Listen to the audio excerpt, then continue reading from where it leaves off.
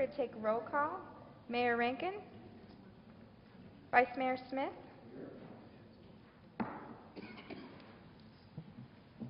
Councilmember Celaya. Councilmember Hawkins. Councilmember Montano. Councilmember Walter. And Councilmember Valerie Woolridge is absent. Okay, do we have anybody to do the pledge for the invocation this time? No, sir, you may opt for a moment of silence. In that case, let's stand and silence.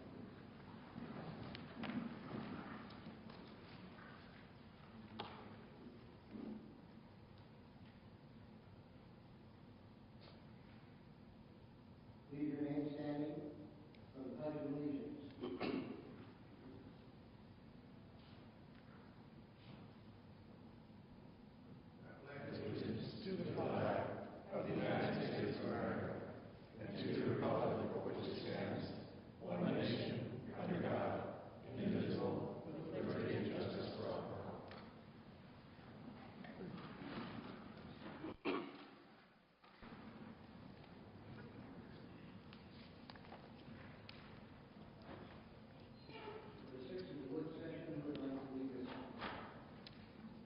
Mr. Montoya is going to be addressing the items underneath the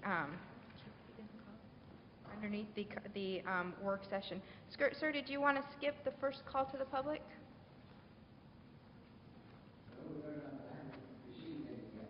Okay.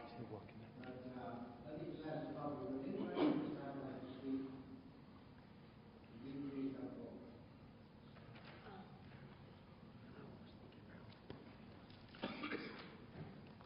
And if you haven't turned the paper, would you please state your name and your address for the record? Okay. My name is Judy Hughes. I'm the Executive Director of the Greater Florence Chamber of Commerce. We are at 44 West Ruggles in Florence. And I wanted to bring to attention that there is going to be on the 24th Brian from the, and I am sorry, I apologize. Dave Pollock and Brian is coming down to the state park and is going to be doing a second round of 4 director series, and they're going to begin the historic and archaeological preservation services. And so if anybody would like to attend, he'll be there all day, and he'll be come and greet and see. He's going to walk through the parks. He's going to be at Main Street, and he'll also be at the courthouse. Thank you. Thank you. In that case, we'll proceed with number 6, work session. 6A, discussion on agenda item 9A, ordinance number 606-14. The town manager, Mr. Montoya, will take care of this. Vice Mayor Smith, council members. As you may recall, on January 6th, this item came before council, item 9A. In the meantime, in the process, we have asked Mr. Minato, the town attorney, to give us a legal opinion on the CC&Rs. In addition to that, we did receive additional material from Mrs. Nevis. Some of this material has not been given to the Planning and Zoning Commission, and they are requesting that if council would be amenable to send it back to them so that they can go ahead and readdress this issue, have their public hearings, and send council a clean document.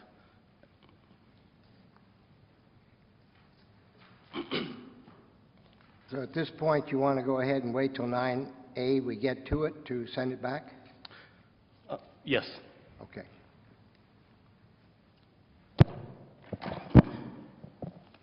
Item 9B, discussion on ordinance number 605-13, an ordinance of the town of Florence, Pinal County, Arizona, amending the town of Florence Code of Ordinances titled 15 Land Uses, Chapter 150 Development Code, Section 150.013 Design Review, PZC 38-13 ordinance. First reading held on December 2nd, 2013. Second reading held on January 6th, 2014. Again, Vice Mayor, council members, you all may recall this item was on the January 6th agenda. Council did have a number of questions regarding this item as it went through the Planning and Zoning Commission, and it did come out of there with a recommendation to Town Council to go ahead and recommend this to you all to approve. The presentation previously given by Mr. Eckhoff is basically that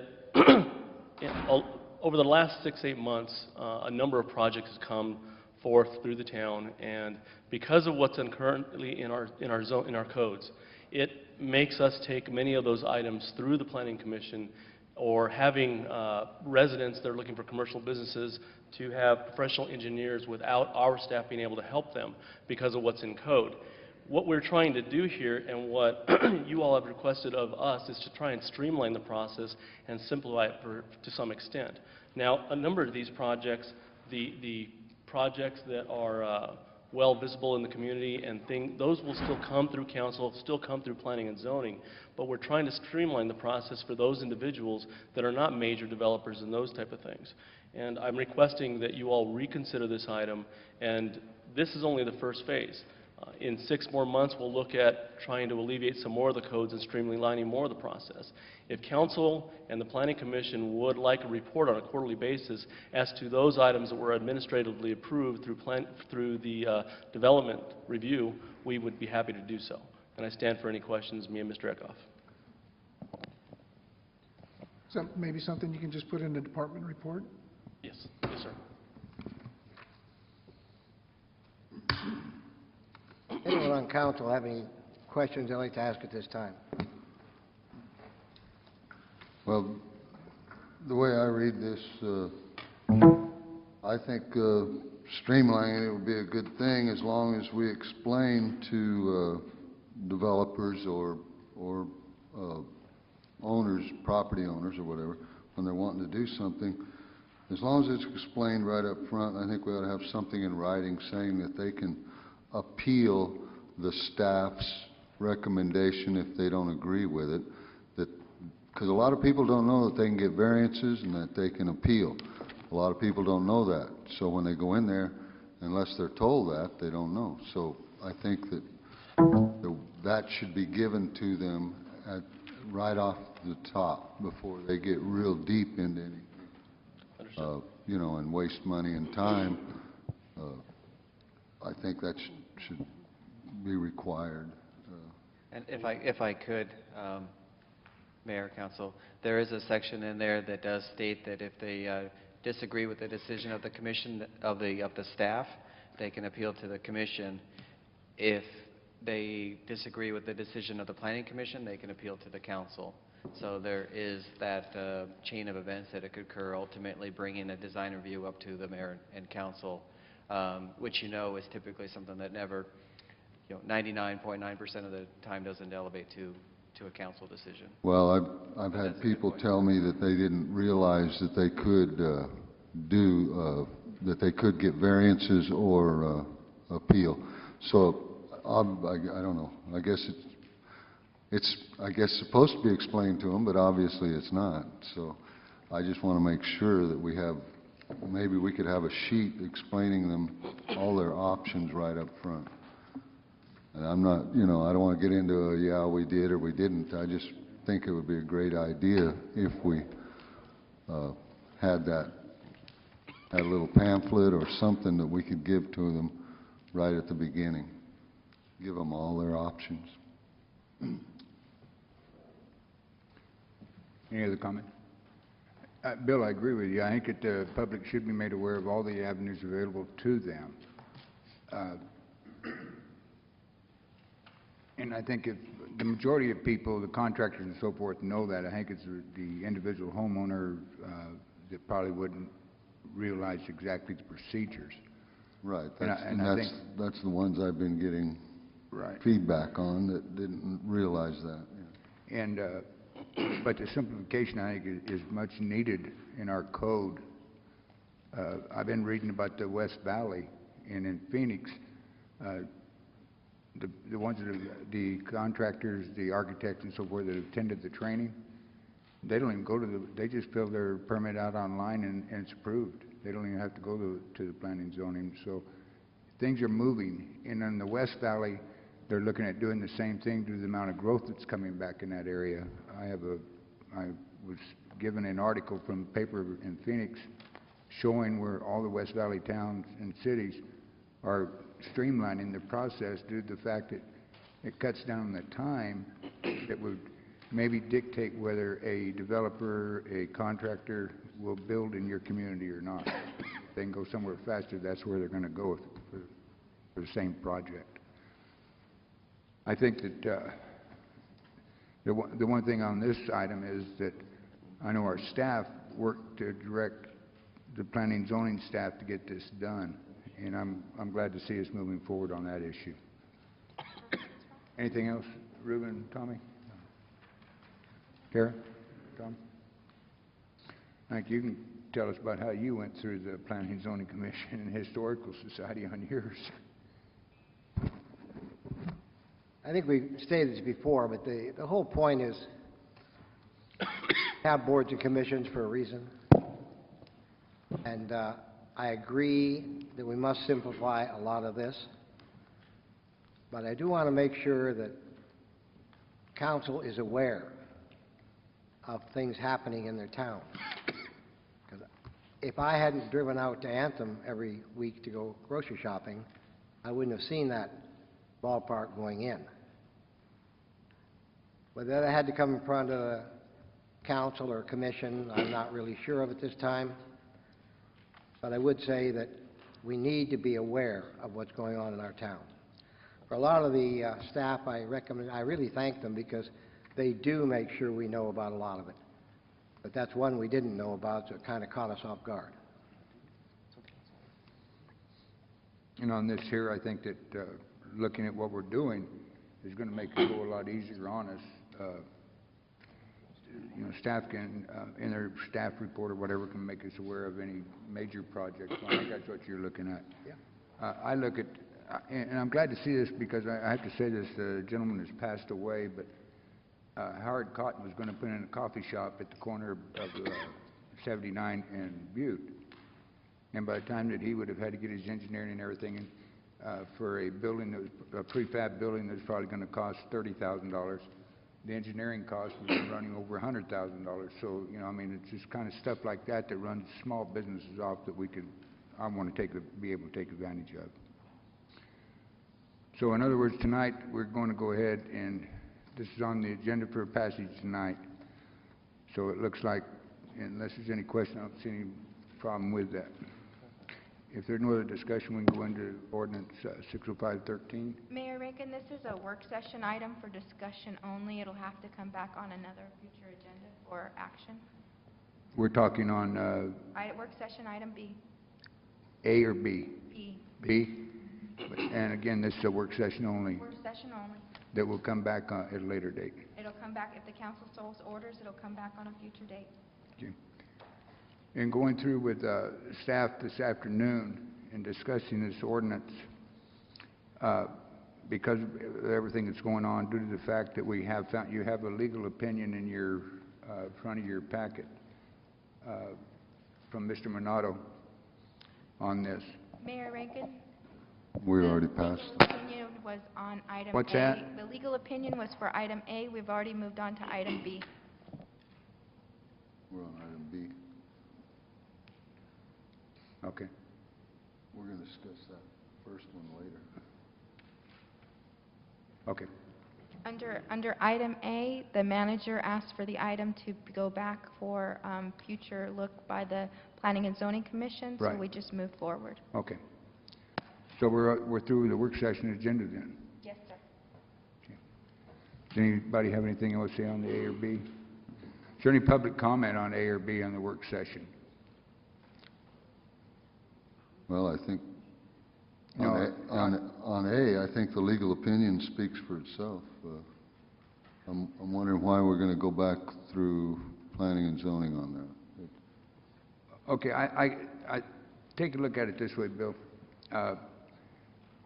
We know that what the CCNRs out there state. Right. We also know that the homeowners association is no longer an up-and-going organization, defunct, disbanded, whatever you want to call it. From what we understand, there is no such thing as a homeowners association for that area. The discussion over the amount of livestock permitted in that area right now under the county ordinance and what we can bring in under our ordinance, either at the same level or higher, is still there with the opportunity to look at it one more time, getting the complete input from all of it. I think it needs to go back because of the amount of controversy was over it, to go back to the Planning and Zoning Commission to allow them to further work on it, and with the options explained to them that if a homeowners association was to reform out in the Wild Horse Estates, Right. that they could come back and, talking to Mr. Minato today, we're not sure the percentage of the vote of the property owners out there that would have to reinstitute it to get it back. Well, okay, go ahead. If we bring it back, letting it go to planning and zoning again, I think we can get a better feel for the ordinance, so that if the homeowners association was to form, all the property owners out there know that the CC&Rs can be changed by a vote of the property owners. Is that correct, Mr. Minato? Right. Mayor, thank you, and members of the council, good evening. Yes, that according to the Declaration of Covenants, Conditions, and Restrictions that was filed, recorded by the developer, which was a gentleman by the name of Mays, I believe by an affirmative vote of at least 60% of the homeowners that are entitled to vote, which in parentheses, the entitlement to vote on issues such as the conditions and covenants and restrictions can be lost through the non-payment of your homeowners association fees. But notwithstanding that, through an affirmative vote of 60% of the homeowners in the subdivision that are entitled to vote, the covenants, conditions, and restrictions can be amended. So they do have that power, but it's incumbent on them to go forward and petition the homeowners association and then do that at an open meeting. Well, the point I was trying to make is, the way I read it, by state law, we cannot, and those CC&Rs are recorded. They are a legal binding document, the way I understand it. So rather than holding up maybe the annexation, I don't know why we're going through this process. If the homeowners can change they can form a homeowners association again, then they can change their CC&Rs. They could do that, at a later date, unless we want to hold up the annexation while they try to go through that. Mayor? But either I'm mistaken or maybe I'm reading that wrong, but aren't the CC&Rs are binding, right? Well, At this time, whatever they are, we cannot change, is the way I read it. that's kind of my question. Have they been legally, have CC&Rs, is it required for legal action to disband a homeowners association since it was a legal agreement in the first place? And if so, has that been done? Well, there's a couple of things you got to remember. One is that according to the CC&Rs that were recorded, they're basically perpetual. They do not go out of existence. They were good for 10 years, and then they renew every 10 years after that, unless the people that live there vote to change it. So there's that fact. Secondly, the CC&Rs can be enforced by two different people. The homeowners association, the committee, or the board of directors, however you choose to label them, can take action against a homeowner that they believe is in violation of the CC&Rs. However, any owner of property can also do that.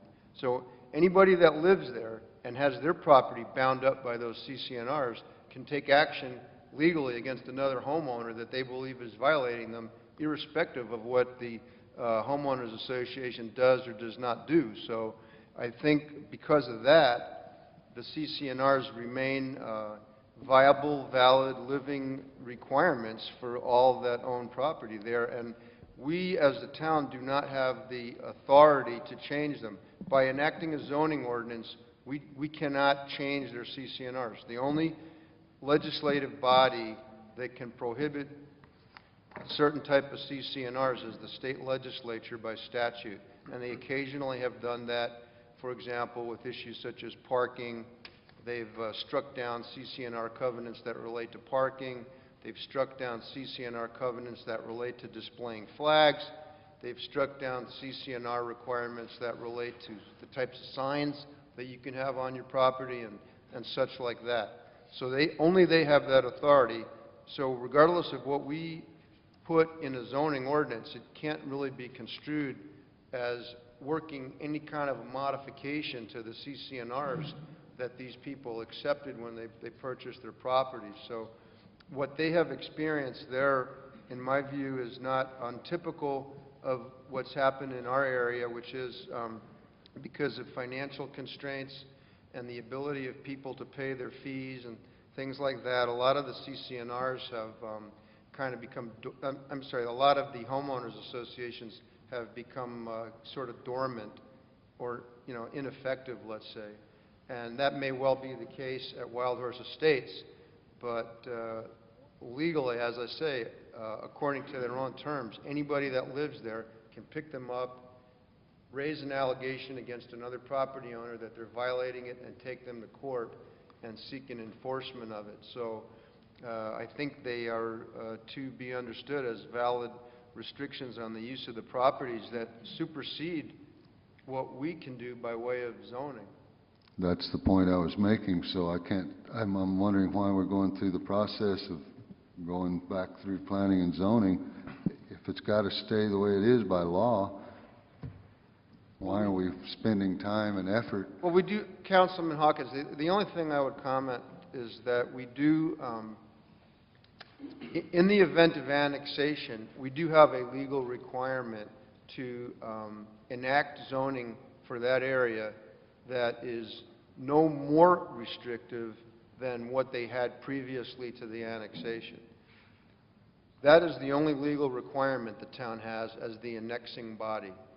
But whether or not that zoning actually materially affects their use of the property, I would say in a lot of circumstances it doesn't, because they have agreed contractually to limit the appropriate uses of their property by agreeing to the CCNRs. Right. So I would view the zoning, however we choose to change it, or do what we are required to do under the annexation rules, I would still view it as more or less of a fallback, In other words, you can't do, the covenants, conditions, and restrictions are more restrictive than what we're proposing to do in the zoning. And because of the legal binding effect of them, they are basically going to control how these people can utilize their properties, not what we put in our zoning ordinance. That was the point. So why are we, that's what I say. If Well, the it's a legal- CCRs are binding, why are we, Well, it's a legal requirement. We do have to apply zoning to them. why not just do what the CCRs are and move on? Well, that is a decision I'll defer to the council, because it's you guys that, I'd like to see it go back to planning and zoning for two reasons. One is the definition of the levels of, or classes of animals. The last one kind of broke it down and defined all animals, but we should identify the animals that we accept into this area. I think looking at the rural residential equestrian subdivision, the one area we really did leave off that Mayor Rankin brought up last time was dealing with a project animal through FFA or 4-H.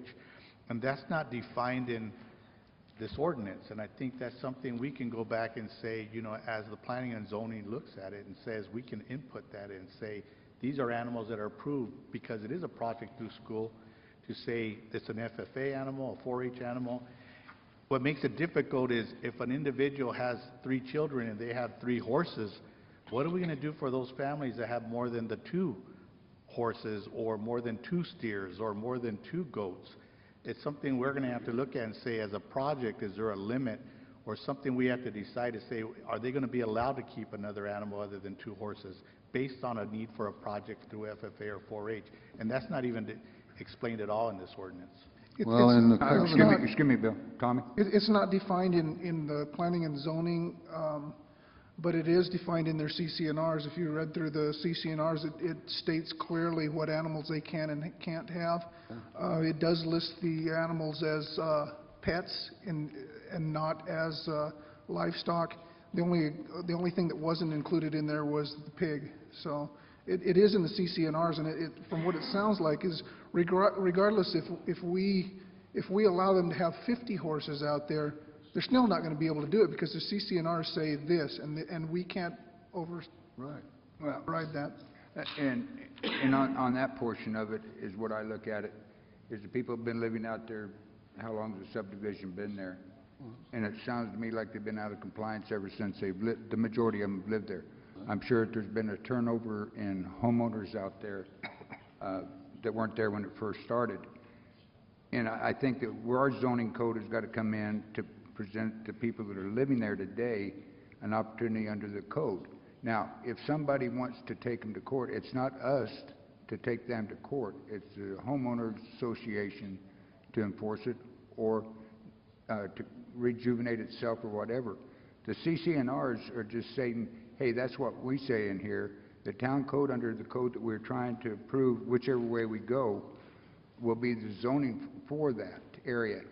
It doesn't have to be as restrictive as the CCNRs. And I don't think it should be as restrictive as the CCNRs. I think the CCNRs out in that area now need to be changed. But that's up to the homeowners. That's what I'm saying. Why would we do something that's null and void to start with? That's what I'm saying. Why are we wasting staff time, our time, doing something that the CCRs override? Why not just They don't override them, Bill. Sure they do. The CCNRs are binding, are they not?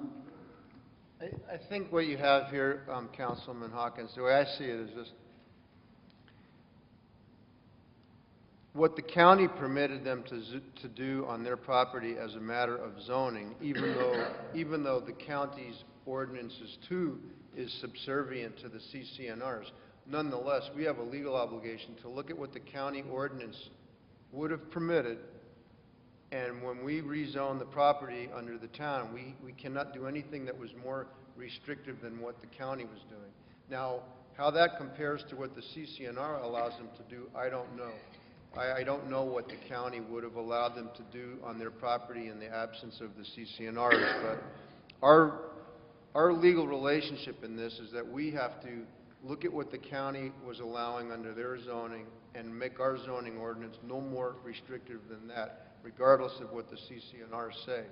And so if it turns out that our zoning ordinance, because it has to be more or less the same as the county's, would allow them to do things that they can't do under the CCNRs, then that's just the way it is. But Okay, so then let's say we say they can have 5 or 6 or 7 horses and 5 dogs and 10 pigs or a bunch of chickens.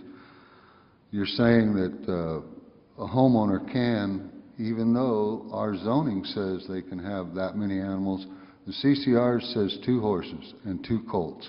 That's it. and that's what they're So they could take, they on their own, the homeowner, if they could take the people that put in more horses, then they could legally stop them from doing it under the CCNRs, right? If you use your property in a way that is not allowed under the CCNRs, then you are leaving yourself open, or you are taking the risk of being taken to court by another property owner or the homeowners association. Well, that's why I say, so the zoning, I don't know why we don't try to just keep it as close as we can, and then if the homeowners out there want to form another homeowners association and do some new CCNRs, but whatever. Well, again, I think it needs to go back to our zoning commission, take a look at it, and advise all the landowners out there exactly what the options are on the CCRs, the homeowners association, the county code at the time, and the town's code that we're proposing. I think that they all need to be aware of that out there. I think we should be very upfront with them and say, this is all the options that are there. You help us decide what type of zoning you want after knowing all of the options. And that's why I'd like to see it go back to the Planning and Zoning Commission for another recommendation back to us after hearing Mr. Monato's legal opinion and going from there. Well, the legal opinion, I think, is pretty straightforward. I don't know, we're going to go through this whole thing over and over. I don't know. No, Tommy? I kind of agree with Bill. I think that the Planning and Zoning Commission got it right the first time, but it sounds like they want to see it again. I think I had read in there somewhere that the P&Z wanted to look at it again. I don't have an issue with that if that's the direction that we're going to go. Well, I don't have an issue with it. I mean, you know, we can go over and over and over. I'm just saying, whatever, okay. I think the issue is getting it right the first time, so the people out there that are, if they're going to be annexed or not, they know exactly where they are with Florence. And I think it's still in a question mark stage right now, and that's what I want to get away from.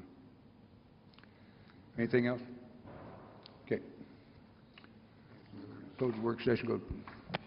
Item 7, presentations. Item 7A, presentation by the Greater Florence Chamber of Commerce recognizing the business of the month.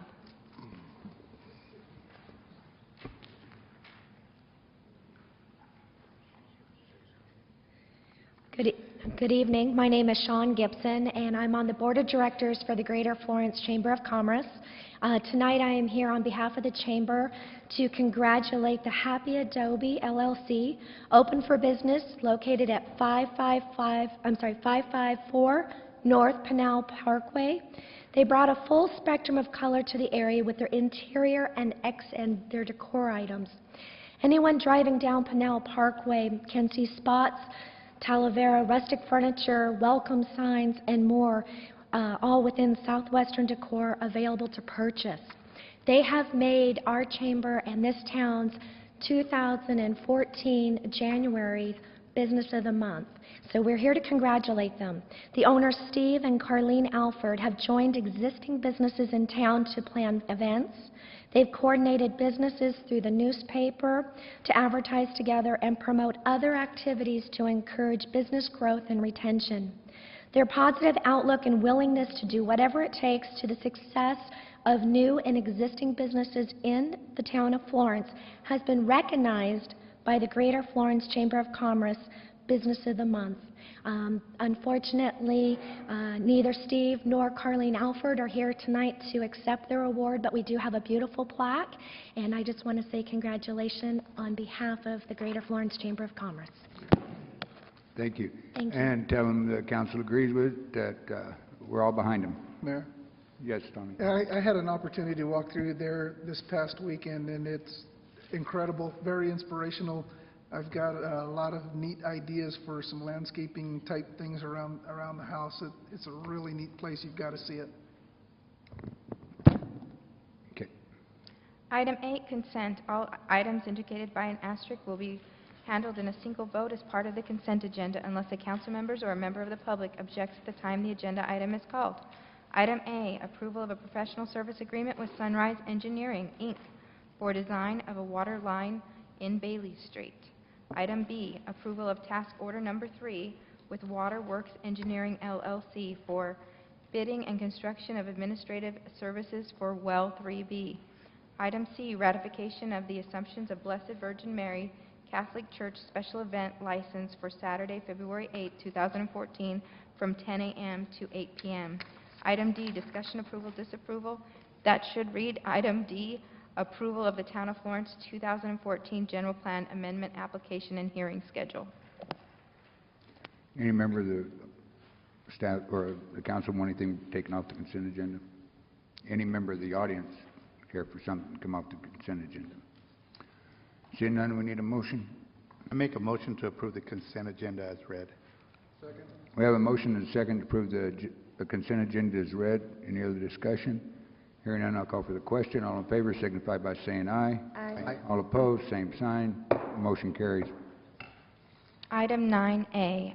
Mayor, would you like me to read this item into the record since No, you've already wanted this to go back to the Planning and Zoning Commission? I would, the chair would entertain a motion to table ordinance 60614 and send it back to the Planning and Zoning Commission. I so move. Second.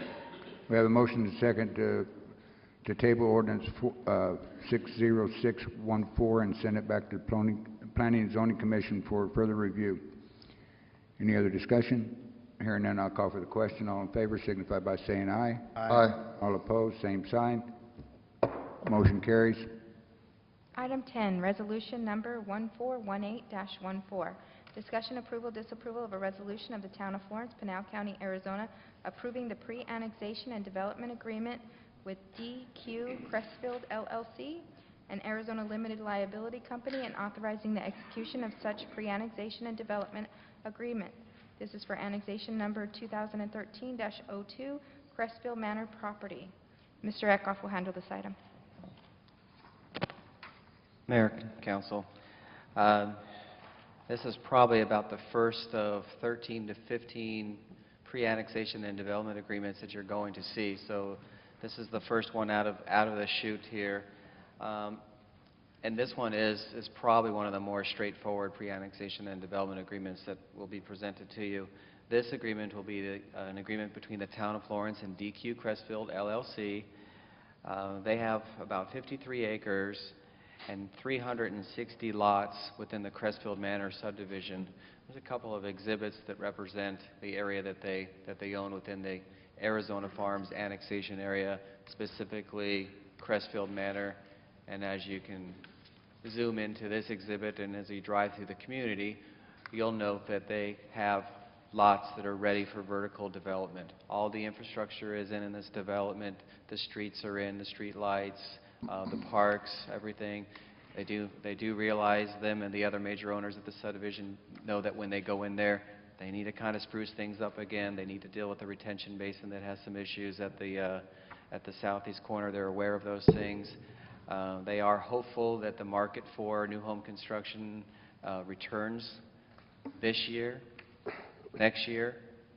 The outstanding thing, and this is one of the things that we discussed quite significantly as we looked at the fiscal impacts of the annexation, is that areas like this and some areas of Magic Ranch are particularly attractive because all the infrastructure is in. So as soon as there's an opportunity for, as soon as the market returns and home builders want to go vertical, they have ready to build lots, which is a really exciting thing. And this is it really is a wonderful subdivision with a lot of opportunity. So just to give you a general overview, Jim Minato took the lead on developing the model pre-annexation and development agreement, and you'll see that it is similar to ones that you probably have seen in the past. Cover all the basic points of those that are always included in those agreements. This one is a little bit shorter because you're not talking about them. I apologize if that image is not showing up on the screen. I see you looking. We had a couple of IT issues here tonight. Can you all see the image? Okay. Bill, you got it on your screen? There is an. Are you have your map up I turned, on your screen? this is not working, that's why we keep referencing Isn't it working there. either? Mine not working either. You got to push the button when you first come in. I had to do that on mine. It's up. Which button? The power. We talking the end button? I pushed the blue, I got a blue light, and I thought this was Kmart. The I exhibit. think I that- pushed all of them, and it finally came up, so. The exhibit is also provided as a hard copy in your packet. But just generally to represent what we're looking at is essentially all of the lots on the western half of Crestfield Manor is what they represent.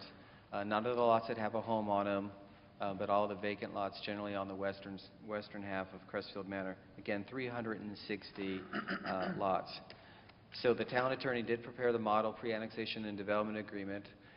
That has been, which again, was developed based on previous agreements. That was routed to all the parties that we expect will be doing in agreement with us. And each one will be slightly different, obviously, in the land that they represent, the number of lots, whether they have finished lots or whether they have raw land, whether they expect to change their general plan amendment, their general plan designation, whether they expect to do a zone change concurrent with annexation. So the circumstances are going to vary from case to case. We even have one scenario where we are working with D.R. Horton as an actual home builder whose circumstances are going to be a little bit different, that they're building homes, putting homes in the ground today. So we have basically every kind of scenario is possible out in this area. This is, again, one of the most straightforward ones. We got comments back from the property owner, and we worked to negotiate through those. Department heads were a part of this process, and ultimately we have the agreement that is presented to you and is signed by the owners, and there's a resolution to adopt, to approve this agreement, should you be so inclined. And Mr. Minato is probably going to either add to the presentation and/or just be prepared to address your questions, since this is a legal contract item. Does any member of the council have any questions of Mr. Minato or Mark? So what I'm looking at is the red highlighted areas is the area we're looking to annex only, or is it all of Crestfield Manor? We actually are, Mayor, members of the council, this is just a small portion of the annexation area. The two annexations that we have are the Magic Ranch annexation and then the Arizona Farms annexation. This property is in the Arizona Farms annexation and includes Wild Horse Estates to the south. It includes Crestfield Manor, which we're looking at a portion of here today. And then it includes all that dark green area, which is the agricultural land going along Arizona Farms Road, to Felix Road and to our boundary on Arizona Farms Road. All the beautiful agricultural land that's up there, which is generally under about 4 or 5 landowners at this time. So on the Arizona Farms side of the agreement, there are much fewer landowners and much fewer large property owners. But DQ Crestfield, this particular owner, does have a big chunk of Crestfield Manor. And then there's 2 other primary owners of land representing the remainder of the vacant lots in this subdivision. So what we're doing tonight with the development agreement is depending upon the annexation successfully going through, we're putting in place a development agreement that the developer will know that's in place upon annexation. And the red parcels in red are the new development agreement with the town. Is that correct? And then where the existing homes are in the 3 portions there that I see, they are already under a development agreement developed through Pinal County. Is that correct? Well, Mayor, members of the council, yes, there actually was a development agreement on Arizona Farms and a development agreement in the county with Magic Ranch. So we are superseding any of those agreements that they have with the county upon annexation. And the pre-annexation development agreement, what it strives to do is provide certainty to these folks so that they know what the rules of the game are when they come into the town of Florence, so that they know that there's not going to be any surprises. Their zoning is going to be what they expect their zoning to be. Their fees are going to be what they expect, et cetera, et cetera. One of the key points that's noted in your fiscal impacts, and something that's being shared with all the folks in their pre-annexation and development agreements, is that they will have certainty on what the fees will not exceed within the first 5 years of the annexation.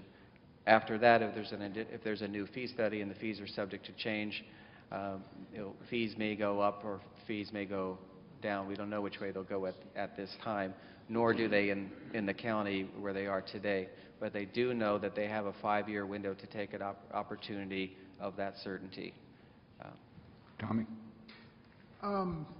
In that area right there, have all issues been resolved with the magma flood dike? Is there already existing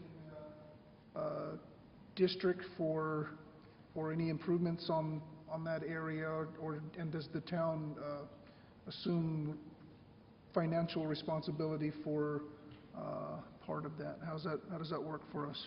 Well, that's an excellent question. Thank you, Mayor and Council. There's a couple components to that. On one part, I'll probably defer to Wayne to comment on the status of the Magma Dam project. In regards to their subdivision, though, and the open space improvements and the drainage improvements and the retention area, the developers know that they have an obligation to bring those items up to par. So the breach that was done in the retention basin at the southeast, that needs to be repaired. The overgrown vegetation needs to be thinned out or removed. They need to make sure that all of their drainage improvements work. And what's being done with the Magma Dam project will put them actually in a better position, because that is going to minimize the amount of flow that actually went into that area before, and do some other improvements along the way. Mr. Costa, would you care to talk about the Magma Dam? Sure.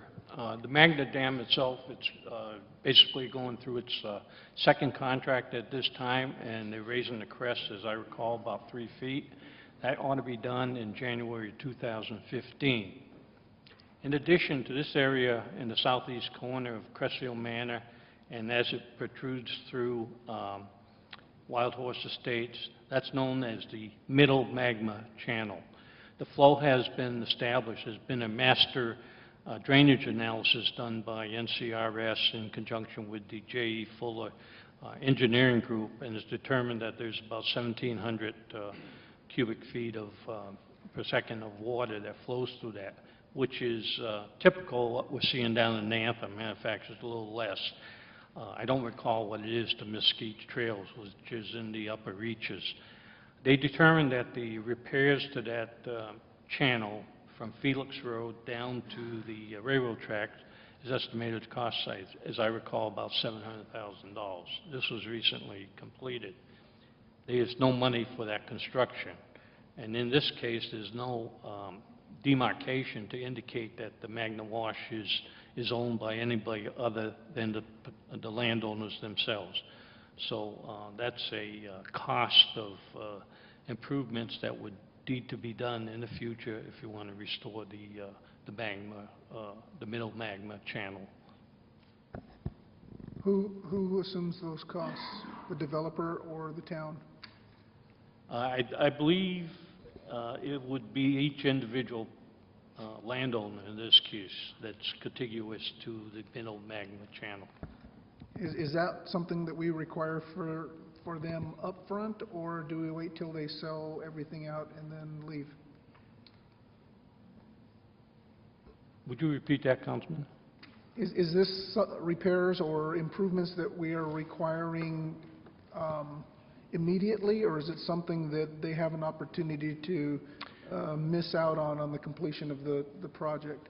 It would not be a requirement of the town. We would have to get the consensus of all the landowners that are adjacent to and own part of the Magma Wash. Each one of them, we would have to get their approval. And basically, the cost would be, basically at this time, their cost. We have no CIP, we have no improvement district or a special district to accommodate that additional cost. Is that something that we need to look at before we go into this and establish some type of a... And we have in our annexation analysis of the infrastructure, we indicated that a certain master drainage plan would need to be done, and that was part of the initial CIP, and then based upon that drainage plan, then the CIP would be developed, but also would be contingent on acquisition of a drainage easement or floodway easement along the Middle Magma Channel, which again goes through both that lower portion of Crestfield Manor and throughout Wild Horse Estates. Okay, my concern here is that any of that annexation pays for itself coming in and doesn't fall on the responsibility of the rest of the town. It will not. It's not part of our property. Any other questions? Can I add one more thing just for clarification? With the Magma Dam floodplain, I believe that's already on the Pinal County tax bill for those residents. Am I correct in my understanding? Yes. Yes. Okay, so there is really no additional increase that would come to us because that's something that they've already signed on for and is being taken care of through their county taxes. That would still be there. Well, that'd be on the dam area. It wouldn't be on what we're talking about here on that drainage on the Middle New Magma, right? Yeah. We brought in Magma Dam, and I just wanted to clarify it for anybody else who might have the similar. You know what we're talking about, Mark? I do, and Mr. Minato might actually comment on on how the magma district works and their capacity to tax for certain improvements if you're within that district. So the district is actually quite large, and I believe that they, Does this fall under the magma, under the jurisdiction of that group? Well, Mayor, it would be helpful to have a map of the magma flood control district. I don't remember the exact size and shape of it, but I know that back in 2005, when the problem with the magma dam was identified, we began to meet with the representatives of the flood control district, and one of whom was actually a developer that owned land within the district and was interested in solving the problem so that they could proceed with their real estate development. But in any event, I think what was identified pretty quickly was that they were not going to be able to raise enough money through the assessments which they are legally allowed to place on people that have property within the district to accomplish the needs of repairing the magma dam, and so they had to look elsewhere to try to raise a rather large amount of money that was needed. But suffice it to say, they do have a taxing power within the district, and they can raise the assessments on the people that own property within the district to accomplish the purposes that need to be accomplished, you know, within limits. I can't remember what the tax rate is allowed there, but they have discussed that in the past, I can tell you that. Again, I'm not real sure how far they're a taxing authority, but it must go all the way down to the river area because they've rechanneled through Anthem area and so forth. Is that under this? And we've made Anthem develop their area through there as they come through there to make sure we don't have the flooding problem.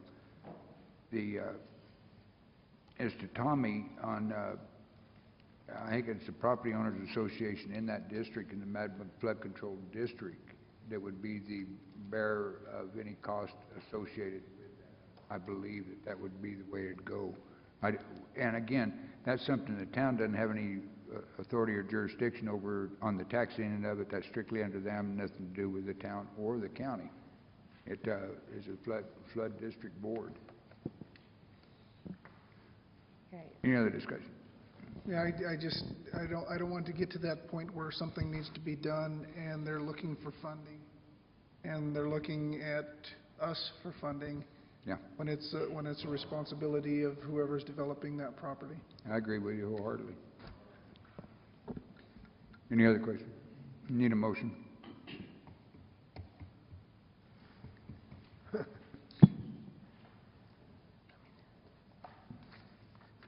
I need a motion on to adopt resolution 18-14. I make a motion to adopt resolution number 1418-14, pre-annexation development agreement with DQ Crestfield LLC. I'll second.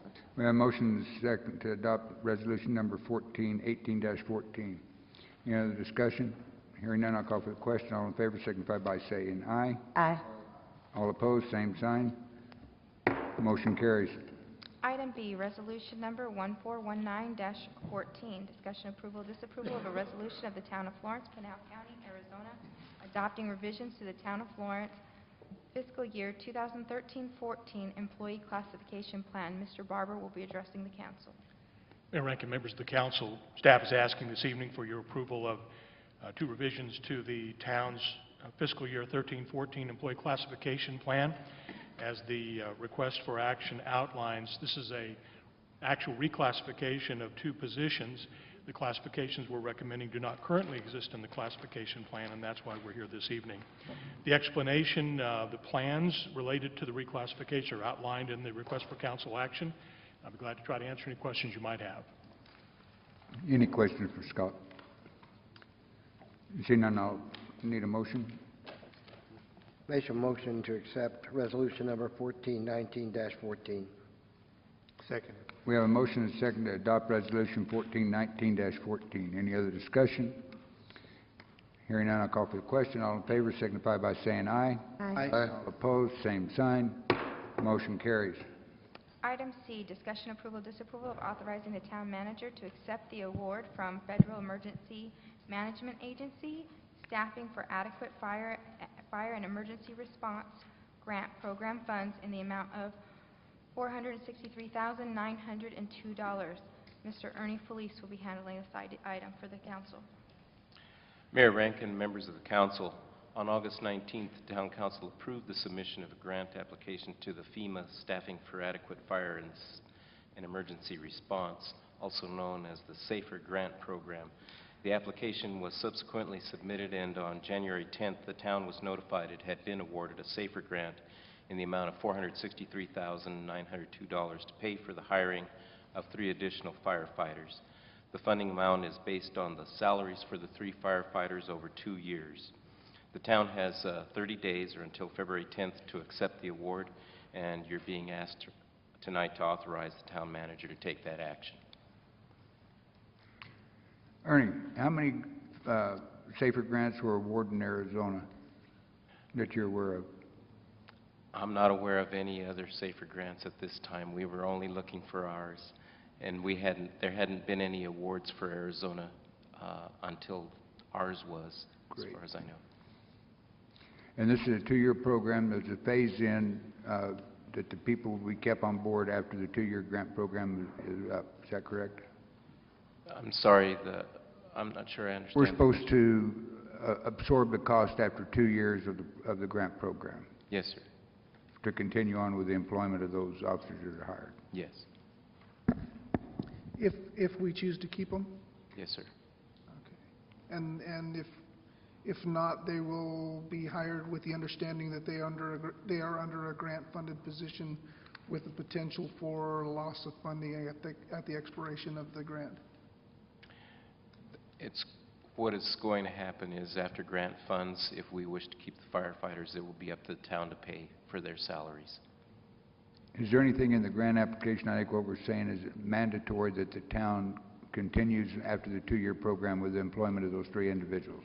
No, sir. Is that what you're asking, Tommy? Yep. Any other question? Okay, we need a motion.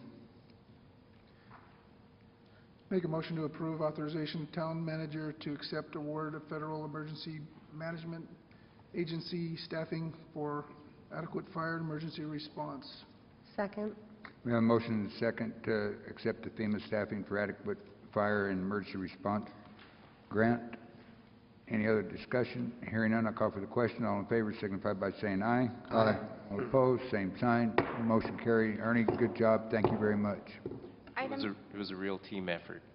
Item D, discussion approval, disapproval of task order number 2 with Waterworks Engineering LLC for bidding and construction administration of effluent pump station chlorine system upgrades and administration, building improvements at the South Wastewater Treatment Plant.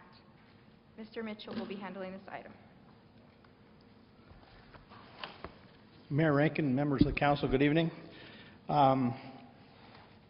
In October this year, I brought an item to council to enter into a professional services agreement with Waterworks Engineers. Waterworks has been involved in town engineering since 2006.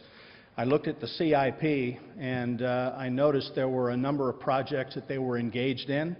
I mentioned to council in October that what I would do is I would take those individual tasks, bring them back as task orders, and then kind of codify what it is that Waterworks Engineers is doing for the town. One of those projects is the effluent pump station chlorine residual project out at the South Wastewater Treatment Plant. I believe council is aware that the town entered into a consent order with ADEQ because of exceedance in chlorine residuals out of our plant. These projects will fix that consent order. We've got a work plan that we've negotiated with ADEQ covering these projects. We've submitted it. They've approved it. This will allow us to go ahead and complete those projects. I would note that for this task order, The effluent pump station and the chlorine system, the design has already been completed.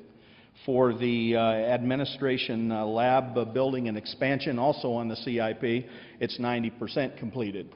So it's just a matter of finishing up the engineering, putting together the bid packages, taking it out to bid, at which time, once it's bid, we will come back to town, seek approval for an award of a contract to the lowest responsible bidder, and then Waterworks engineers will do the inspections, the contract administration for the town.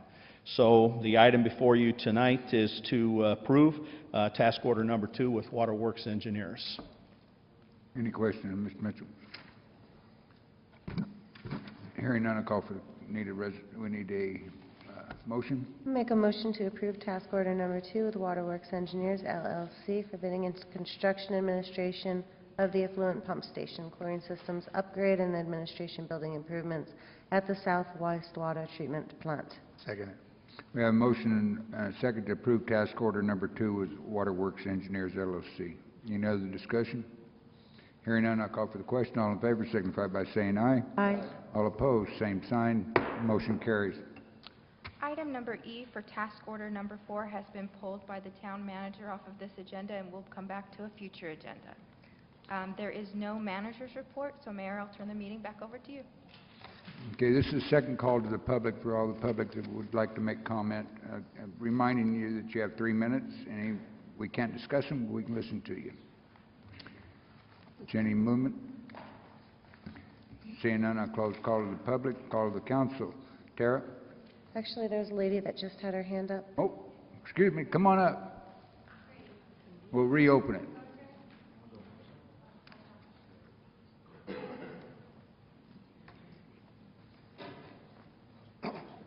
Hi, my name is Terry MacDad. I live at 9723 East Pinto Pony Drive, Wild Horse Estates. And I wanted to comment on the item 9A, the ordinance 606-14. I guess I want to say that I'm really disappointed in the decision tonight to submit this back to P&Z, because we've had numerous meetings in the past, we've had evidence submitted, we've had arguments, discussions, whatever you want to call it. On 11/21 of 13, November 21st, we had a large planning and zoning work session, and I'm disappointed that the people that are in here today making the decision now to throw it back to the P&Z were not in the session when we had the work session for everyone. There was numerous options were presented at that time by members of the town. And we discussed those, we voted on those, we came down to 2 options, and one of the options was picked by the P&Z. So I guess I'm not sure why, or what the process is as to why we're going back to P&Z again. The gentleman over here that spoke earlier, which I think is the town attorney,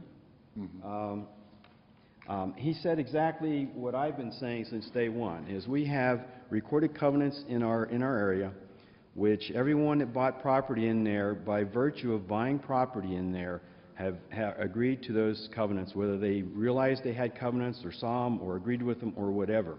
And I feel that the town should be putting in the 2-horse restriction the same as the county has and the same as we have in the covenants, and that should be the end of the story. So I'm not quite sure why we have to go back through this do loop again and waste everyone's time and effort, not only your time and the P&Z, but everyone else in the public that have come in all these times for all these meetings, and it's an inconvenience for people to show up to meetings all the time when we were hoping for a resolution tonight. I'm hoping you guys will reconsider sending it back to P&Z. I don't understand the rationale for doing that. Thank you very much. Thank you.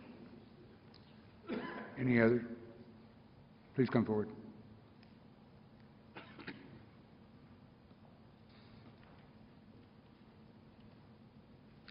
Hi, my name is Nancy Sincata, and I live at 23625 North Bridle Way, Wild Horse Estates. And I just want to add a few things that my neighbor Terry mentioned or started talking about. Again, there are CC&Rs. We all agreed when we signed our paperwork to purchase our properties. We like our neighbors. We don't want to have infighting within the neighbors. And for the town of Florence or any government to say that they're going to change the zoning, which is in a direct conflict with the current CCNRs and with the town, and then you expect the neighbors to sue somebody else, to sue another neighbor because our neighbor has too many animals, that's making us do your job. So if you don't have another zoning that's in conflict with the CCNRs, then we don't have to do your job, and we can pay our taxes for you to do your job, and then we can live happily in our neighborhood. So that's what we're asking you to do, is not make it a thing with the neighbors. We like our neighbors. We all know that we're only supposed to have 2 horses. And you know, if you drove through Wild Horse Estates and you see how messy a lot of these properties are that have too many animals, you'd understand why we're here. Because we want our neighborhood to look nice. And we don't want to smell, and we don't want the noise. And we're asking you to do your job. Thank you. Thank you.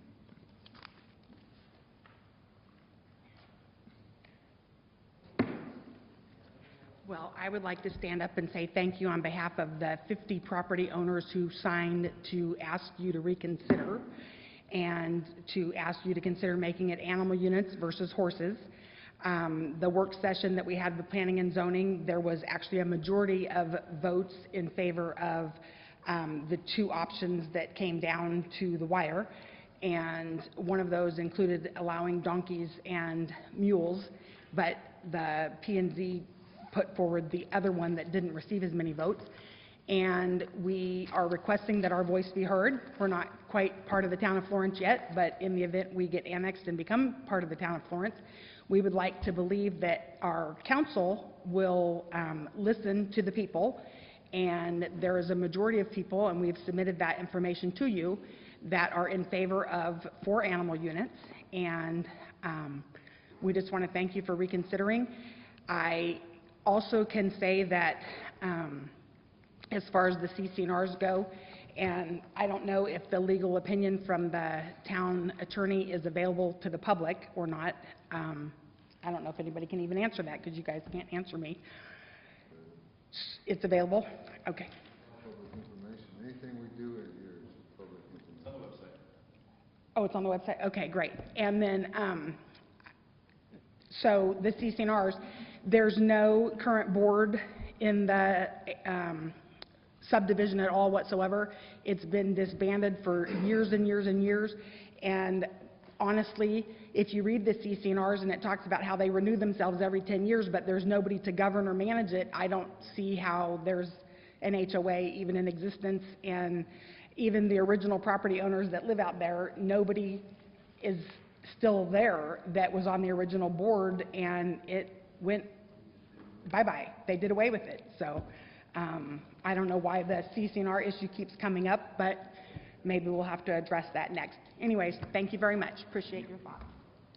Any other discussion?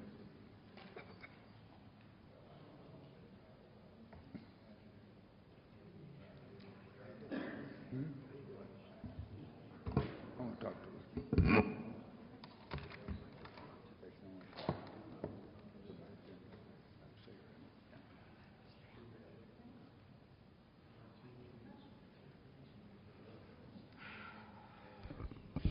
Denise Kollert, Florence Gardens.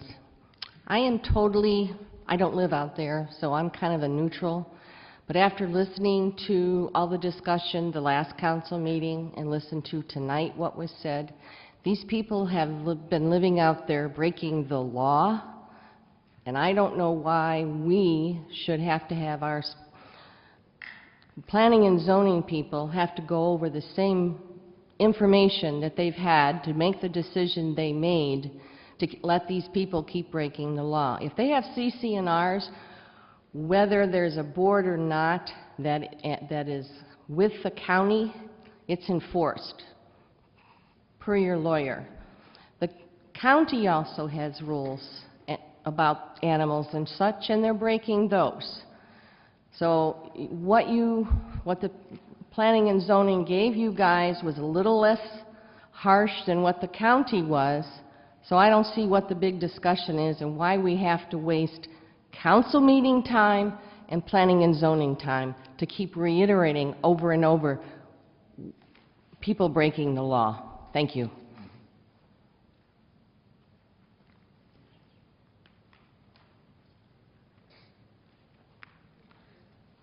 I keep hearing these things about CCNRs. We bought property out there. We did not receive them. We don't even know what they are. I have never heard of them, have not seen them. Well, I don't even know how to get them. And they want us to comply. Well, how do we, I mean, like I said, I'm the one that come with the 3 little bitty horses. And so when my son bought out there, he said, well, Mom, there's plenty of horses out there. You can bring your 3 little ones. We were never presented all this, so we bought it. And whether we were presented, we should have, and when they list the properties on the real estate, it says horse property. Well, when they say horse property, I'm assuming I can have horses. They don't say, oh, by the way, you're limited to horses. And if you're buying and you're living out in the country, we got farms and we've got there's dairy farms out there, and there's a lot of smells from the dairy farms that come along, or from when they're doing hay, so you're going to get a lot of smells, and then, you know, I mean, there's just, and we're worried about the animals, but we're not worried about the people committing waste on their properties. Nobody's complaining about that, and it looks like junkyards out there in some of the properties. So, I mean, I don't know what the difference is the animals and all the waste out there. I didn't know that they, as a realtor, you know, in another state, granted, but most states, in the 4 states I've had property, you're not allowed to commit waste on any property, and I don't know why those are never enforced. Any other comment? Seeing none, we'll go to call of the council. Tara? I have nothing this evening. Bill? I'd like to let everybody know, Charlie Bussey's funeral will be Thursday at 11 o'clock. The visitation will be Thursday morning at 9 at the Catholic Church. Yep. Tommy? Just to touch back on the item that was on our agenda in regards to that annexation, I think that in any case, the opportunity to take this back to P&Z will give a little bit more clarification to the people out there as to what is within our ability to offer them. And I think what they're going to find is that regardless of what we authorize or what we grant, whether it's 100 horses, they're going to find the CCNRs, regardless of whether they understood when they purchased a property or not, are still in effect, and they're going to be held by that. I think that what's happening is people are expecting us to increase their ability to have animals out there, and I don't think that's within our ability to do. Ruben? Yeah, the Florence Unified School District is completing their community forums regarding their reduction of their budget, and I think their deficit right now is 1.7 million. So they're trying to work out things they could do with the community to help out and make a determination what they're going to do as far as the cuts. So it's been pretty interesting to see what options they've been providing, and they're also looking at what options other individuals in the community can bring up. So if you're not a part of the school district or do have kids, it's a good opportunity to get involved. Thank you. Tom? Not this evening. I don't either. Need a motion? I'll make a motion, we adjourn to executive session. Second. All in favor? We have a motion to adjourn to executive session. All in favor, signify by saying aye. Aye. And all opposed, same sign. Motion carries.